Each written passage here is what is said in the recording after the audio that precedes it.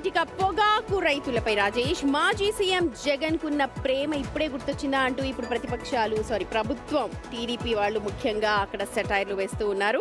మంత్రి వాసంశెట్టి సుభాష్ మాట్లాడుతూ ఉన్నారు.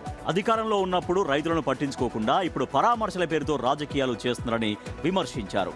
దేవరపల్లి పర్యటనలో ప్రజలు ట్రాఫిక్ ఇబ్బందులు పడ్డారని, భద్రతా నిబంధనలను కూడా ఉల్లంఘిస్తున్నారని ఆరోపించారు. పొగాకు రైతుల సంక్షేమమే కూటమి ప్రభుత్వ లక్ష్యమన్నారు సుభాష్. రైతుల్ని ఆదుకోవడం కోసం, వాళ్ళ తరపున పోరాటం కోసం వచ్చినట్టు చెప్పుకుంటా ఉన్నారు. అసలు పొగాకు రైతుల గురించి కానీ మాట్లాడే నైతిక అర్హత మీకు ఉందా? ఆ విషయానికి వస్తే పొగాకు సాగు చేస్తున్న ప్రతి రైతుకి కూడా అండగా నిలబడటమే ఈ కూటమి ప్రభుత్వం ప్రాధాన్యత. అలాగే మార్కెట్లో రైతులు నష్టపోకుండా అన్ని విధాలుగా కూడా రక్షణ కల్పించడం కూటమి ప్రభుత్వం లక్ష్యం అని ఇప్పటి నుంచో మనం స్పష్టం చేస్తూ వచ్చాం.